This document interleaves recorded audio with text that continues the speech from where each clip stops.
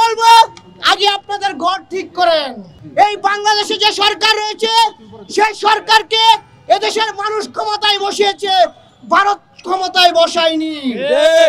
পশ্চিমবঙ্গের যে মুখ্যমন্ত্রী মমতা বলেছে বাংলাদেশে নাকি শান্তিরক্ষী মিশনের বাহিনী পাঠানো উচিত। আমরা মমতাকে স্পষ্ট বলতে চাই, আপনার নিজের ঘরের অবস্থাই তো ঠিক নাই। ভারতের বিভিন্ন অঙ্গরাজ্যে আমরা দেখেছি সংখ্যালঘুদের উপর কিভাবে নির্যাতন চালানো হয়, কিভাবে নিপীড়ন চালানো হয়। আমরা আপনাদেরকে বলবো আগে আপনাদের ঘর ঠিক করেন। বাংলাদেশের বর্ডারে যেমন ভারত রয়েছে, তেমনি ভারতের বর্ডারে কিন্তু চীন, পাকিস্তান সহ অন্যান্য রাষ্ট্র রয়েছে।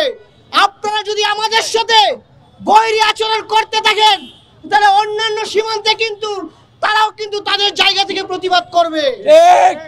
আমরা ভারতকে বলে দিতে চাই, বাংলাদেশ কিন্তু আগের যে শেখ হাসিনার যে বাংলাদেশ ছিল সেই বাংলাদেশ কিন্তু এখন আর নাই। এই বাংলাদেশ হচ্ছে 18 কোটি মানুষের বাংলাদেশ। এই বাংলাদেশে যে সরকার রয়েছে সেই সরকারকে এদেশের মানুষ ক্ষমতায় বসিয়েছে, ভারত ক্ষমতায় বসায়নি।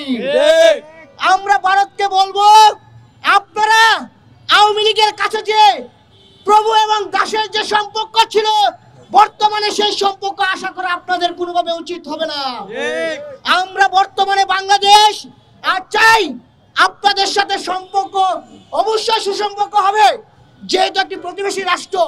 কিন্তু আপনারা যদি আওয়ামী লীগের মতো ভেবে থাকেন যে বাংলাদেশ আপনাদের আগের মতো গোলামি করবে, তাহলে আপনাদের চিন্তায় পরিবর্তন আনতে হবে।